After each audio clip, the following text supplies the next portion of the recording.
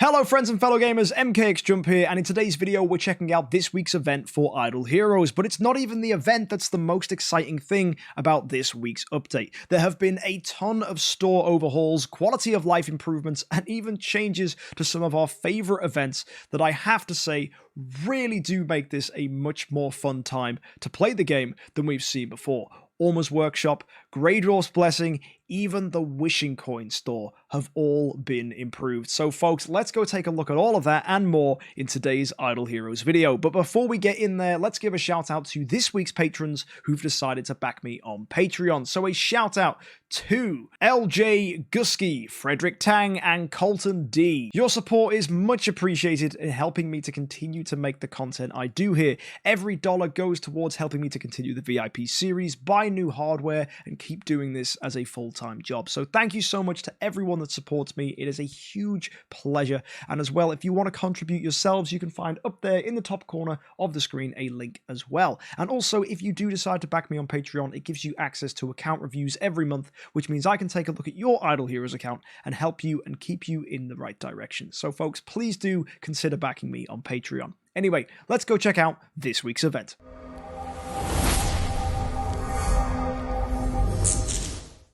Every day for logging in, we're going to get ourselves 100 bamboo dragonflies. They're a toy that carries childhood memories, and the spinning bamboo dragonfly carries dreams to fly high into the sky. Isn't that lovely? And you have to collect as many as you can to get some rewards from the Bamboo Dragonfly store. As well, we're going to get a Profit Orb every day for logging in, because this week is a Profit Orb event. It seems the text is a little bit bugged, so DH Games, you might want to go ahead and fix that, but all in all, it's pretty standard for a campaign loot drop and Profit Orb event. So let's claim that and move on to the rest of the stuff. The first major change is the Grey Dwarf's Blessing and Orbs Workshop are now monthly events, and the monthly timer simply delegates when they reset. So for Orbs Workshop, that tells you when it resets the amount of currency you can pick up each month, and for Grey Dwarf's Blessing, it delegates how many class suits you can pick up a month. Obviously that number changes after each month, but that's not the biggest change. You might realize that Glorious Boost isn't here, and that could cause some of you to panic and go, no, my relics, what am I supposed to spend them on? Well, if you go ahead and look, the Glorious Temple is now a permanent fixture that refreshes every month. So what would normally happen is every month you'd get half of the artifacts available to us, so you'd have to wait sometimes 2 months to go ahead and get an artifact. You'll buy one Demon Bell or one Augustus Magic Ball, and you'd have to wait 2 months to pick up another one. Well, that's no longer the case. It's now a 1 month reset, and you can just pick any of them up, and they're all available to us to buy for the whole month. But do remember, you can only buy one at a time. So this is actually really, really good, because it means that, first of all, new players can be made fully aware that these are the better artifacts, they're available for 400 relics, and they are available at all times. In addition, you can buy these at any time, which is really, really sweet, rather than having to wait for that period to come or be like, oh, guess I can't quite do it just yet. Finally, you can pick up your artifacts at any point. Also, they reset twice as quick, so we can get them twice as fast if you have the relics for that as well, which is awesome. Orbs Workshop being around at all times means you can move around your artifacts, you can regress them, change them around, swap them, and experiment a lot more, and you don't have to worry when it comes to an end that all your artifacts are locked in as they were. So thankfully, this is all brilliant quality of life improvements that DH Games should have implemented ages ago, and it's great to see it now in the game. This week, though, is a standard event. It's not just going to be Orbs Workshop and Grey Dwarf's Blessing, so because of that, we've got our value packages. Again, it's the standard now, double gems, considering your VIP XP, you're going to get twice as many gems as that. You get Profit Orbs here as well, a nice whopping 50, which is pretty hefty, and 700 Bamboo Dragonflies, which can be used in the Childhood Dream store. The store contains the usual Starspawn cores, and as well, Kiss of Ghost is available this time, but I probably wouldn't go ahead and pick that up. Eloise is available, Ignis is available, as is Olivia. Olivia you'll be able to pick up for free, provided you're logging in. You should be able to get 23 to 2400 of these things for free. And actually, Olivia is a great hero to grab if you're struggling with broken spaces, because her shrink ability, along with Fairy's Guard, is really good for holding you in there and destroying opponents. Ignis, a phenomenal hero, one of the best, if not the best Abyss hero in the game. Absolutely fantastic. You need a ton of copies to be able to do Sealand 25, so it's great to see her available. Maybe you want to consider picking her up, maybe you don't. If you get really lucky and do get 2500 as a free-to-play player, then definitely grab her, because she's phenomenal. And Eloise, really nice hero, although spending a little bit of money or pushing yourself to grab a copy might not be the best option. Either way, if you do manage to get enough of those, then go ahead, maybe it's worth getting Eloise. But the usual thing people go for is Profit Orbs and scrolls. So that would be my suggestion. If you pick those up, you are going to feel the benefit. Some people might even suggest skins now are worth grabbing because of the Celestial Island update, but I'm still hesitant to do that myself. But let me know in the comments section what you think. Either way, let's rewind. We've got another package here. It's the Crystal package. This is $50 and offers 5,000 gems, 10 Cores of Transcendence, as well as 300 Universal Crystals, which can be exchanged either at this campaign loot drop event or any other campaign loot drop event, and you can exchange them in the store. By clicking this plus arrow, you'll see Universal Crystals can be converted to the currency. My recommendation would be wait for a good artifact to be available and then swap them all in for that. So try and get as many Universal Crystals as you can, either from monthly events or from packages like this. Glorious Relics are here as well. Same thing with those. It's always worth spending them in the Glorious Boost or the Glorious Temple. And of course, you've got the Luxury 5-star Hero Selection Chest, which actually does include a copy of the new hero, Annabelle. That's very nice. So there you go, folks. That's a pretty good package to pick up. Very standard. A lot of us have bought very similar packages to it in the past, and the 10 cores are always nice. Now, let's go and look at the final things for this event. It's Profit Orbs, and you might go, ooh, MK, should I use my Profit Orbs? No, I don't think you should. The reward is a very crappy Forest Hero, Seerwho, and another very crappy Forest Hero, Flora. They're not that great, and there's nothing additional tagged into this Profit Orb event. We might see big Profit Orb events in the future. Maybe when Aspen comes out, that's going to be a huge Profit Orb event. But right now, nothing about this event is jumping out to me saying, use your orbs, you're going to get bonus rewards. There's nothing good about a Flora, nothing good about a Seerwho. I would honestly hold your Profit Orbs for a better event. So don't use orbs, but this event's amazing because of all the updates. It's really funny. The event itself is crap, right? It's a terrible Profit Orb event, but all the quality of life improvements, like Almost Workshop and Great Orp's Blessing, are amazing. It's kind of funny. But yeah, so that's my thoughts. That you don't have to do Profit Orbs. I wouldn't encourage you to, and generally it's a hard pass for me. Not going to do it on the VIP series. On the other hand, Heroic Miracle is nutty. We get a carry copy if you can complete it all, and you should be able to complete this no problem.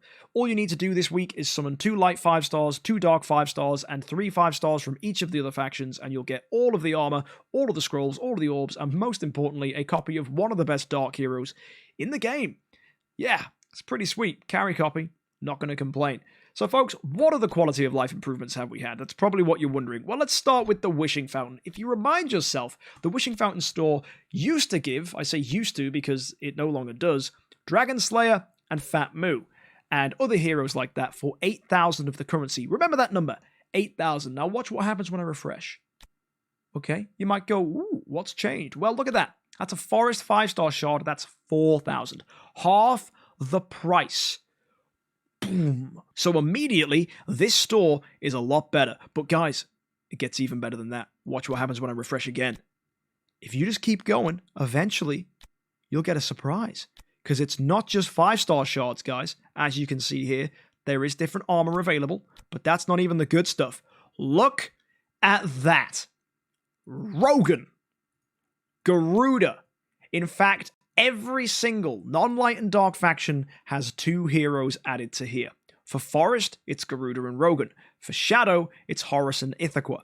For Abyss, it's Cthulhu and Delacium. And finally, for Fortress, it's Penny and Sherlock. That's such an amazing collection of heroes that you guys can pick up from a store that was traditionally very terrible. 24,000 for a Rogan. That's really cool. A copy of Rogan. I really like that. The fact Penny's in here too, Sherlock, Garuda, Ithaca. Man, it's so good. So I'm really happy about this. I think this is a phenomenal change that's going to get us so much more value out of our wishing coins. I love it. And also, it doesn't reset itself, right? It's a free refresh. It's not a manual refresh. So now that I've got Rogan up here, I just wait. And maybe I go and grab myself a Rogan copy. Not a terrible idea. That said, though, I already do have 2 E5 Rogans on this account, and I don't plan on building another one anytime soon. But maybe we go and grab Ithaca. Maybe we get Sherlock. Definitely we get Sherlock, I think, actually, because Sherlock is going to really help on the VIP series. So I like this. I really like this. But that's not all that's changed. Look at this. The check-in has changed. Every single event that has a timer is now available on this menu. So you'll never miss Guild Wars, you'll never miss Ace Championship, you'll never forget about your Trial of Champions ever again. It's all here. Even Aspen Dungeon tells you when it's open. I love this. I think this is so good. It's going to make life so much easier. If you want to remind yourselves you're checking gifts, you can check them here, but you can simply just click and claim from there too. Wow. Honestly, DH Games, you've smashed it out the park. I think this is a really nice quality of life update where we get a lot more benefits to our accounts. It just makes life easier. Accessing all our stuff on this one menu, brilliant. Having so many good heroes available from the Lucky Store, fantastic. And of course, guys, the big things, Ormus Workshop and Grados Blessing being permanent, that is phenomenal. And if that doesn't get you excited, guys, check out what we have next week. It's going to be normal Sky Labyrinth, Mysterious Chests. They've not told us what the hero is. That's interesting. We have Wishing Fountain with a reward of King Barton. So far, pretty boring. However, the Thanksgiving Feast is here because it's Thanksgiving next week. And there's a ton of cool stuff in here that's probably going to give us free artifacts and free rewards. And maybe, if we're lucky, free skins. So you get the banquet preparation, which is preparing for the Thanksgiving feast. We have to help out the maid, complete quests, and we'll get generous rewards. There's Turkey Banquet, where we actively participate, and by engaging with this banquet, we're going to get specific items which allow us to encounter various surprises. And then finally, the vaguely named Mission Pumpkin, where we just have to finish pumpkin missions, and we get rewarded. And I don't know, guys.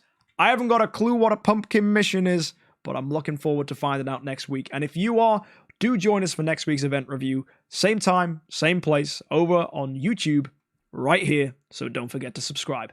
Anyway, folks, thank you so much for tuning in. Let me know what you think about the improvements this week. And are you brave enough to Prophet Orb? Because I sure am not. Because I think there's a lot of better Prophet Orb events coming in the future. So save, save, save. I'll see you next time, folks. Happy idling.